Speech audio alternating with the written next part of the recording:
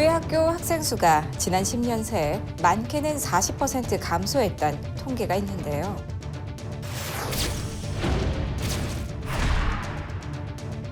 학자금과 생활비 마련에 지쳐 교회 출석을 기피하게 되었다는 분석도 있습니다.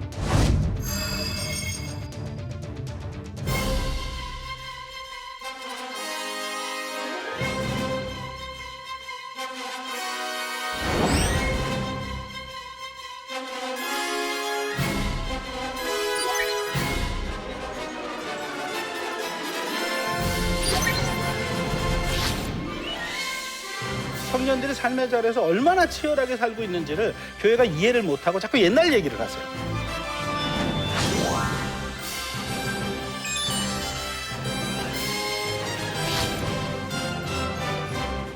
하나님의 것으로 패러다임 시프트, 어떻게 이들을 바꿀 것인가.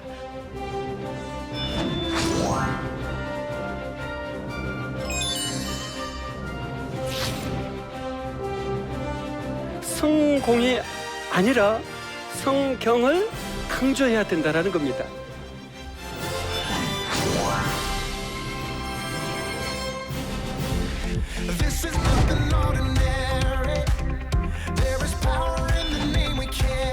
남자들을 섬기는 사람으로서 어떤 마음을 가지고 사역을 해야 할지에 대해서 어떻게 하면 우리 대학생 청년들을 더 이해해주고 공감해줄 수 있을까? 제가 삶에서 실천할 수 있는 부분이 있을지, 어떤 방향으로 우리가 이제 차세대가 나아가야 되는지 그런 점들을 배우러 왔습니다.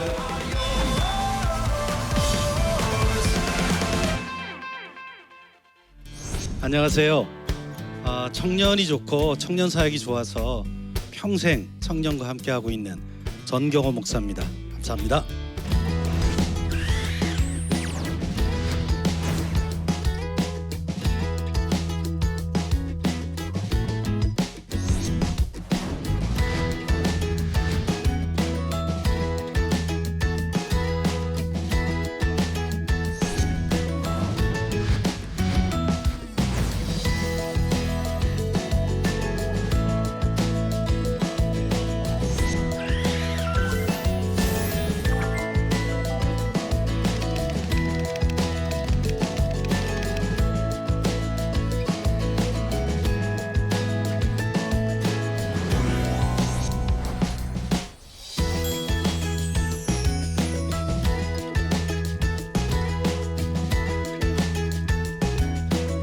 오늘 첫 번째 우리가 좀 나누고 싶은 주제는 한국교회 청년이 왜 교회를 떠나가게 됐나, 그 이유에 대한 분석도 좀 하고 그것에 대한 대책도 좀 나눠보고 싶습니다. 혹시 이분을 아십니까? 목사이면서 미래학자인 최윤식 박사입니다. 몇 년 전에 그분이 낸 책 중에 한국교회 미래지도라고 하는 책이 있었습니다. 그 책에서 이런 예언을 했죠. 한국교회가 이대로 계속 간다면 2040년을 전후해서 기독교 인구가 100만 명 밑으로 떨어질 거다, 그런 예언을 했었습니다. 그런데 좀 시간을 거꾸로 돌릴 수 있으면 좋겠다는 생각이 제 마음에 들었습니다. 사실 청년 사역이 참 잘 되던 시절이 있었거든요. 근데 어느새 지금 청년 사역을 걱정하고 염려하고 근심하는 시기가 된 이때 좀 시간을 거꾸로 돌릴 수 있으면 참 좋겠다. 언제부터 언제까지요? 2018년인 지금부터 1980년으로 좀 돌아갔으면 좋겠다, 그런 마음이 듭니다. 사실 되돌리고 싶습니다. 지금 현재 한국교회 대부분의 주일 예배에 가면 이런 분위기죠. 자세히 보시면 휘어져 추수하게 돼 있습니다. 평균 연령 50대 이상의 사람들이 본당을 채우고 있고, 저 뒷자리 내지는 중층에 올라가야 거기에 청년 몇 명이 늦게 와서 앉아 있죠. 근데 이런 분위기로 좀 바꿀 수 있으면 참 좋을 것 같아요. 어른 세대가 많다는 게 불만스럽지 않습니다. 그 어른이 참 많은 그 세대에 저렇게 젊은 세대가 함께 한국교회를 이루고 있다면 분명히 한국교회의 미래가 달라질 것이라고 생각하기 때문입니다. 근데 사람들은 말하죠. 이제 너무 늦지 않았느냐. 그러기에는 너무 늦지 않았나. 그런 이제 자조 섞인 이야기를 합니다. 그런데 저는 아닙니다. 아직도 한국교회 청년들 안에는 그루터기 같은 청년들이 남아있기 때문입니다. 해결할 방법은 없을까요?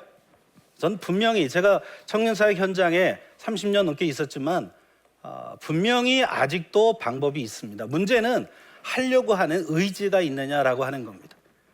정말 지금도 의지만 있다면 청년 사역의 현장은 얼마든지 바뀔 수 있다는 게 제 생각입니다. 지금부터 좀 희망의 나무를 심었으면 좋겠어요. 여러분도 기억하죠? 한동안 인터넷에 달구었던 인위정과 바이완샹이라고 하는 두 부부 이야기입니다. 사막 한가운데서 푸른 숲을 만들어가는 그 이야기가 한때 인터넷에서 많이 회자가 됐었습니다. 저기로 시집간 저분이 아무 사람이 없는 곳에서 한 나그네가 지나가는 걸 봤습니다. 그리고 그 나그네를 오랜만에 만난 사람이었기 때문에 뛰어나갔을 때 이미 나그네는 멀리 가 있었습니다. 그분의 발자국 하나를 발견하고 그것이 그리워서 거기다가 이렇게 양재기를 덮어놔요. 사람이 그리울 때마다 그 양재기를 열어서 그 발자국을 보는 그런 기쁨이었죠. 그리고 생각해 본 거예요. 여기는 왜 사람이 안 올까? 그런데 숲이 있으면 사람이 올 거다. 그리고 나무를 심기 시작합니다. 다 미친 짓이라고 했어요. 불가능한 일이라고 했죠. 사막 한가운데서. 그런데 결국 저렇게 푸른 나무 숲을 만드는 일이 됐고 많은 사람이 여기 동역자가 됐죠. 우리도 안 된다가 아니라 이 상황 속에서 된다고 믿고 희망의 나무를 한 그룹씩 심어간다면 한국교회가 다시 예전처럼 청년들이 정말 많아서 그렇게 힘차게 밝은 분위기의 교회가 될 수 있다고 생각을 합니다. 사실 많은 사람들이 오해하기는 요즘에 와서야 청년 사역이 이렇게 힘들어졌다고 착각하는 분들이 많으세요. 근데 사실 실제로는 인지하지 못해서 그렇지 청년들이 서서히 교회를 떠나가는 지는 이미 30여 년 전으로 거슬러 올라가야 합니다. 그렇기 때문에 지금에 와서 딱 꼬집어서 이런 이유 때문에만 청년들이 안 온다 이렇게 짚기는 사실 쉽지가 않습니다. 그러나 저 역사적인 상황 그리고 사회적인 현상들을 좀 종합해 보면서 5가지 정도로 청년이 한국 교회를 떠나게 하게 되는 이유들을 한번 정리해 봤으면 합니다. 첫째가 저희 한국 교회가 중고등부 시절에 신앙 교육이 너무 약화가 된 겁니다. 그래서 청년이 됐을 때 너무 기초가 부실한 아이들이 청년이 되고 있는 이 현상을 이미 겪었습니다. 1980년대에 한국 사회는 입시 과열이 있었습니다. 그리고 여기에 모든 부모가 좋은 대학 보내기에 앞장섰고 교회도 마찬가지입니다. 그때 교회가 아주 나쁜 결정을 하나 했는데 그게 바로 중고등부 학생들은 좋은 대학 가기 위해서 공부시켜야 하니까 교회에 오는 시간을 제한하자였습니다. 사실 저희가 중고등부 다닐 때 교회는 놀이터였고 늘 가면 사람 만나는 곳이었고 학교 가다 들리고 또 끝나고 들리고 하여튼 거기 가면 늘 친구가 있었던 공동체였거든요. 근데 그 모든 걸 다 없애고 애들이 교회에 오면 쫓아내고 그리고 주일 예배와 공과만 남겨놨습니다. 애들이 제일 싫은 것만 남아놨죠. 결국 아이들은 교회 공동체가 사라졌고요. 교회 친구가 중요한 친구가 되지 않았고요. 그리고 교회 가서 예배 드리는 게 낯설어지기 시작했어요. 왜? 일주일에 한 번 잠깐 가니까요. 결국 그렇게 신앙의 아주 중요한 시기, 그때를 신앙적으로 못 컸기 때문에 그리고 청년이 됐을 때 그들은 신앙에 완전히 초짜고 시커스가 되는 겁니다. 이 현상이 청년부를 약화시키는 전 첫 번째 요인이라고 생각을 합니다. 물론 지금도 이건 계속되고 있습니다. 두 번째 이유입니다. 교회와 교회 지도자들에 대한 실망이 청년들에게는 아주 민감합니다. 사실 예전에는 이 아날로그 시대에는 어느 교회에 어떤 일이 일어났다 청년들이 잘 모릅니다. 내 교회밖에 몰랐죠. 근데 이제는 SNS가 발달한 시대가 되면서 이제는 어느 한 교회의 사건이 한국 사회 전체에 퍼지는데 불과 며칠 거슬지 않습니다. 이 얘기를 계속 듣는데 여러분 1980년대부터 지금까지 한국 교회, 한국 사회 언론들, 방송, 신문 다 검토해 보면 기독교에 대해서 긍정적 기사가 나온 것은 정말 적습니다. 대부분 비리 사건 중심의 그런 사건 보도가 계속되고 있습니다. 청년들이 여기에 제일 민감한 세대였고 목회자들의 그 타락상, 돈에 대한 문제, 여자에 대한 문제 이런 문제로 인해서 벌어지는 그 모습을 직접 보고 또 그걸 겪었던 아이들의 이야기가 막 인터넷에 회자가 되면서 어려워지는 거죠. 요즘에 와서는 세습 문제 이런 또는 교회 중직자들의 사회 속에서 일어나고 있는 모든 비리 사건에 연루되어 있는 모습이라든지 그리고 가장 가까이에는 교회에 그렇게 열심히 다니는 엄마 아빠가 가정에서는 신앙적이지 않은 거예요. 중요한 결정을 할 때 신앙적 결정을 안 합니다. 근데 교회 가면 중직자예요. 이 현상들이 청년들로 하여금 이게 신앙은 가짜다. 신앙생활을 해봐야 별 필요가 없다. 이런 생각 때문에 그들은 교회에 머무르기보단 오히려 세상 속에서 대안을 찾는 그런 선택들을 하게 됐습니다. 세 번째 이유가 있습니다. 청년들의 삶의 자리에 대해서 교회 교역자들이나 또는 청년을 지도하는 분들이 너무 모르세요. 그래서 정죄만 하는 교회 분위기가 있어요. 야, 너는 청년인데 교사도 안 하냐? 성가대 안 해? 야, 청년 때는 원래 봉사하면서 크는 거야. 이런, 그건 옛날 얘기예요. 전 대학을 80학번으로 들어갔는데 저희 대학을 졸업할 때는 취업 못하는 대학생이 없었습니다. 얼마나 좋은 직장에 가냐, 좀 덜 좋은 직장 가냐의 선택만 있었지 취업을 못한다는 생각을 해본 적이 없어요. 근데 요즘은 아니거든요. 청년들이 삶의 자리에서 얼마나 치열하게 살고 있는지를 교회가 이해를 못하고 자꾸 옛날 얘기를 하세요. 내가 청년 때는 말이야 뭐 어쩌고 저쩌고. 여러분, 교회가 지금 조선시대로 돌아가는 것도 아니고요. 지금의 시대에 살아가는 청년들의 삶의 자리에 대한 이해를 못하니까 청년들이 가서 그 어렵고 힘든 얘기만 하면 네가 기도를 안 해서 그래. 야, 기도를 해라. 예배를 열심히 나와봐. 하나님이 무조건 네 앞길을 여실 거야. 근데 계속 취업은 안 되죠. 그리고 그렇게 못하고 있는 아이들에 대한 정죄가 설교를 통해서 사람들을 통해서 올 때 청년들은 더 이상 그 교회에 머무를 수가 없습니다. 네 번째 이유입니다. 청년들을 목회 대상이 아니고 또는 목회의 어떤 동역자 개념이 아니고 소모품처럼 취급하는 경향이 교회 안에 너무나 농후합니다. 나를 소중히 여기고 있다는 느낌이 청년들이 안 드는 거예요. 단 내가 필요한 이유는 집 날릴 일이 있는 거죠. 뭔가 행사에 동원해야 될 사람이 필요할 때만 청년들을 찾죠. 여러분, 분명히 청년들도 목회의 아주 중요한 대상입니다. 목회자의 사랑이 필요하고 돌봄이 필요하고 양육이 필요하죠. 그리고 그들의 진로의 문제에 대해서 교회가 관심을 갖고 도와주고 그런 케어링이 필요한데도 불구하고 교회는 써먹을 생각만 하는 거예요. 그러니 작은 교회 청년 몇 명밖에 안 되는 교회는 걔네들이 모든 일을 다 해야 돼요. 저는 이런 걸 보고 이제 교회 마당새라 부릅니다. 뭔가 일에 다 청년이. 그러니 청년들이 해야 될 공부도 많고 진로 문제도 참 불안하고 힘든데 그거 모든 걸 다 해내다 보니 취업은 안 되고 결국은 신앙이 있는 아이는 대형 교회로 다 도망갑니다. 가서 숨어서 은혜만 받고 싶어요. 신앙이 없는 애는 그때 교회를 떠나기로 결심하죠. 이런 현상들이 계속 누적이 되면서 또 이미 그렇게 떠났던 애들이 또 이제 바깥으로 오히려 전도하죠. 야, 그리고 고민하지 마. 나 나와보니까 교회 다닐 때보다 이게 더 행복해. 막. 야, 너 안식일이 정말 어떤 날인지 잘 모르지. 내가 교회를 안 나가니까 안식일이더라. 일요일 날 늦잠 자고 푹 쉬고 그리고 일주일을 준비하니까 야, 일주일이 잘 되더라. 근데 참 나쁘다고 말할 수가 없어요. 청년 애들에겐 어떻게 보면 일요일이 안식일이 아니라 학교 갈 때, 직장 갈 때보다 더 힘들어요. 그래서 뭐 월화수 뭐 금금금이잖아요. 그러니까 크리스찬한테 하는 말인 것 같아요. 그런 청년들이 견디다 못해서 그 현장을 나올 수밖에 없는 그런 환경이 됐다고 봅니다. 마지막 이유입니다. 청년 사역자들의 전문성 부재 또는 잦은 교체, 이것이 청년 사역이 안 되는 아주 또 하나의 중요한 이유입니다. 사실 한국 교회에는 굉장히 많은 신학교가 있고 또 총회 안에 여러 가지 프로그램들이 있지만 세대별 전문 사역자를 키우는 시스템이나 프로그램 자체가 전무합니다. 어느 신학교에도 그런 커리큘럼이 없습니다. 근데 현장은 지금 전문가를 필요하는 시대가 됐죠. 네, 청소년 사역 신학교 나왔다고 아무나 하는 거 아니거든요. 어린이 사역을 신학교 나왔다고 누구나 잘하는 거 아니거든요. 청년 사역 마찬가지입니다. 청년들을 충분히 공감하고 청년들과 대화를 할 소통이 될 만한 그런 훈련 또는 지식, 그런 안목을 가지려면 충분한 훈련의 과정이 있어야 합니다. 근데 지금 현재 한국에는 청년 사역자를 양성하는 소위 학교 또는 뭐 프로그램이 할 만한 게 학원복음화 협의회라는 단체가 하고 있는 청년 사역자 학교, 한 학기 정도 분량으로 합니다.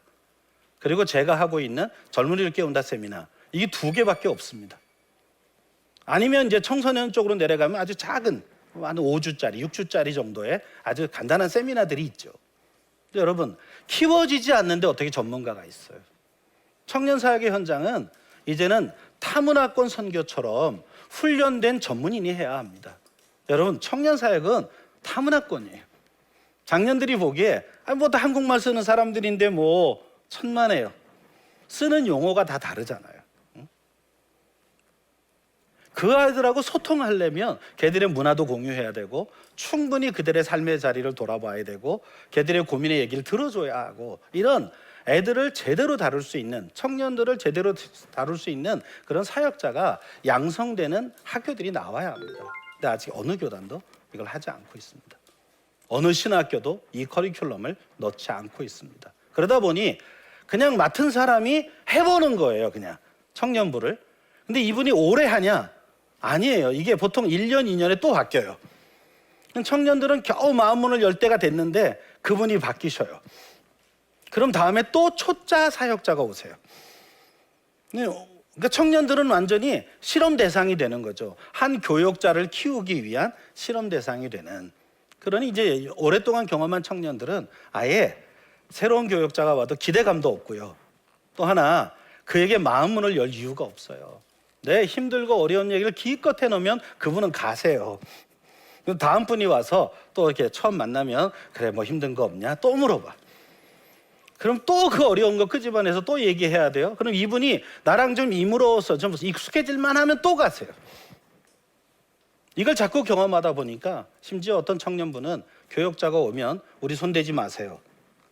우리끼리 알아서 합니다. 그냥 설교만 하세요. 심지어 이런 현장까지 만들어지고 있죠. 그러다 보니 이런 복합적 요인들을 통해서 청년들이 신앙은 있으되 교회 가고 싶지 않고. 왜? 거기가 힘드니까요. 그래서 어떤 분이 이런 책도 쓰셨잖아요. 그들은 교회가 아니라 리더를 떠난 것이다. 청년들은 정말 내가 소중한 존재로 여김받고 그리고 그런 아름다운 청년들을 위한 문화도 있고 그런 공동체가 있다면 언제든 돌아갈 수 있습니다. 이런 복합적 요인들을 좀 한국교회가 생각을 하고 청년들을 위한 목회를 다시금 새롭게 세워가는 그런 계기가 됐으면 참 좋겠습니다.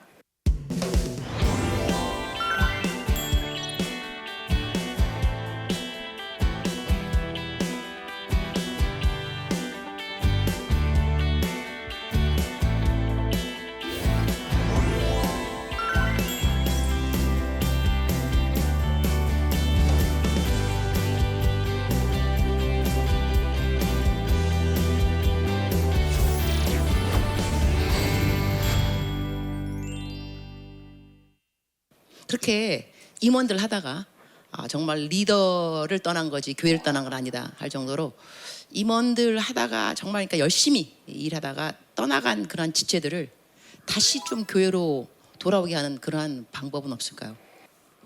참 쉽지가 않습니다. 왜냐하면 충동적으로 떠난 게 아니기 때문입니다.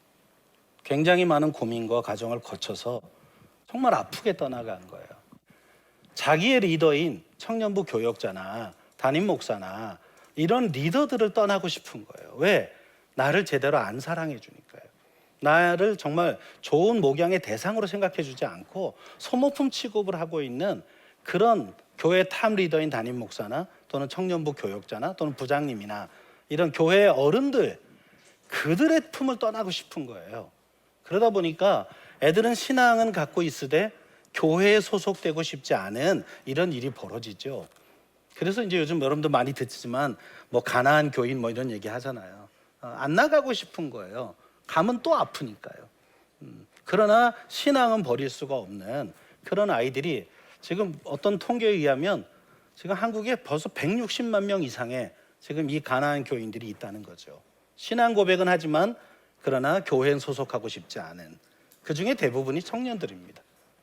그래서 저는 이게 한순간에 어떤 프로그램 내지는 한 번의 멘트로 아이들이 돌아오는 게 아니고 교회가 정말 너희들을 위해서 하고 있다, 잘할 마음이 준비되어 있다는 그 진정성을 계속 표현할 필요가 있어요. 현재 있는 아이들에게 잘하면 얘네들끼리는 서로 얘기를 해요. 교회 바깥에 있는 애와 교회에 있는 애가 밖에 나가면 또 친구거든요. 얘네들을 통해서 야, 요새 교회 달라졌어. 요새 청년들 얼마나 사랑하고 잘 돌보는지 몰라. 그러니 이젠 돌아와라. 이 내부에 있는 아이들이 이 말을 할 수 있도록 좀 교회가 그런 전향적인 변화를 했으면 좋겠어요. 그러면 애들이 진짜냐 처음엔 잘 안 믿겠지만 한번 와봐. 옛날에 너 여기 우리 교인이잖아 원래. 이런 우리 청년들의 변화가 있었으면 참 좋겠어요.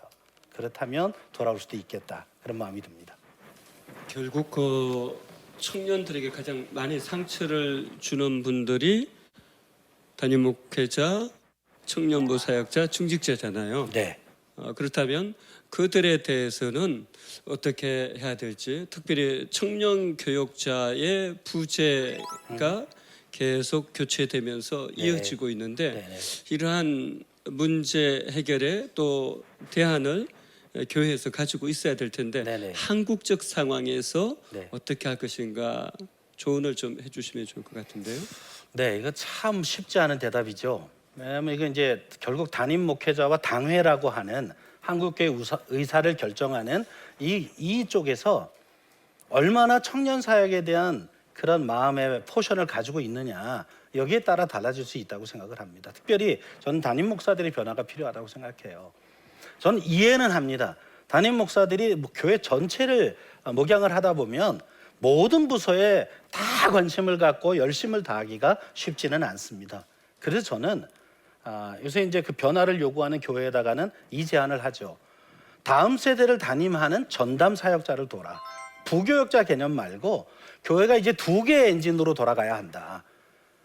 교회 전체 모든 세대를 하나의 엔진으로 돌려서 모든 세대가 따라갈 만한 그런 세대가 아니다 이제는. 이제는 적어도 청년부터 밑으로의 다음 세대를 돌리는 그런 정말 전문 사역자 한 사람을 교회가 키워서 써야 합니다. 왜? 준비된 사람이 없으니까요. 키워서 쓰되 정말 롱텀의 계약을 맺고 그리고 그 한 사람과 담임 목사님이 긴밀한 연락을 통해서 같이 동역을 통해서 아래는 아래대로의 문화와 시스템이 돌아가는 그런 시스템을 만들어주고 또 작년은 작년대로 또 이 변화에 작년도 따라와라 이거 불가능하거든요. 그러니까 작년들은 또 작년들이 기뻐할 만한 구조의 그런 구조가 되고 청년들부터 밑에는 또 그들의 문화를 수용할 만한 그런 교회 문화가 이제 좀 쉽게 투트랙으로 돌아가야 된다. 교회가. 그런 전문 사역자를 교회가 담임 목사에 준해서 같이 청빙을 하면 좋겠다. 물론 이게 재정적 문제도 있고 여러 가지 어려움이 있지만 이대로 가면 정말 처음에 얘기했던 우리 최윤식 박사의 그 예언이 맞아 들어가게 됩니다. 왜? 서구교회가 그 길을 이미 다 걸어본 걸 우리 역사를 통해 압니다. 그 넓은 교회당에 할머니, 할아버지 20, 30명 앉아서 있는 그 모습이 이제는 더 이상 남의 얘기가 아니게 되기 때문에 저는 이런 담임 목회자들의 전향적인 목회의 방향이 바뀌어야 된다. 그런 생각을 하고요. 또 청년들을 좀 잘 다룰 만한 청년 사역자를 좀 믿고 조금 재량권을 줘서 좀 하면 좋겠어요. 제가 앞에 제안한 투트랙까지는 어려워도 청년 목회자가 좀 재량껏 청년들하고 문화를 만들어 갈 수 있도록 좀 사역이나 재정을 좀 청년부는 독립채산으로 가라. 니네가 한번 만들어 봐라. 그리고 혹시 너네가 어려운 걸 우리 교회가 도와주마. 이렇게만 배려를 해도 지금 많은 교회에서 이미 임상적으로 변화가 있거든요. 청년들이 정말 주체의식을 가지고 청년부를 만들어가고 또 헌금도 하고 이러면서 청년부가 새로워지는 현상들을 지금 이제 시도하는 교회들은 이미 보이고 있거든요. 그러니까 이런 청년들을 애취급하지 말고 사역의 주체로서 좀 세워주고 그들의 모자란 점들을 교회가 돕는 이런 식의 배려만 된다면 저는 지금도 청년부가 얼마든지 다시 살아날 수 있다는 생각이 듭니다. 우리 이상근 목사님 심호하시는 교회가 최근에 그렇게 한 2년 동안 해서 청년부 벌써 배가 됐잖아요. 충분히 가능합니다. 저는 아직도 희망이 있다고 믿습니다. 아이들한테 정말 적절하게만 우리가 청년들을 대해준다면 충분히 지금도 가능하다. 이게 제 생각입니다. 그래서 아까 희망의 나무를 심자는 말을 했어요. 당장은 열매가 없을 수 있습니다. 그러나 적어도 10년을 바라보면서 한국교회가 전문 사역자를 키워내고 또 부모들에게 청년 세대를 어떻게 도와줘야 되는지를 교회가 계속해서 가르쳐주고 또 청년들을 도와줄 만한 교회의 재정이나 정책의 변화가 따라와 준다면 우리 청년들은 금방 다시 그 은혜를 경험하면서 하나님께로 돌아오고 주님의 일꾼으로 커갈 수 있습니다. 결국 이 나라와 민족의 일꾼으로 자라갈 수 있다고 믿습니다. 이번에 우리 이 프로그램들이 또 그것의 촉발점이 되는 그런 방송이 됐으면 참 좋겠습니다. 예, 오늘 제 강의는 여기까지 하겠습니다. 고맙습니다. 교회를 떠나는 게 아니고 리더를 떠난다는 말이 되게 많이 생각에 와닿았었어요. 내가 혹시 그들을 떠나보내는 실수를 하진 않았을까? 같은 세대여서 더 많은 기대감과 나를 더 많이 공감해 줄 수 있다는 생각으로 나를 찾아온 사람들도 있었을 텐데 혹시나 내가 그들의 그런 기대가 큰 만큼 실망도 많잖아요.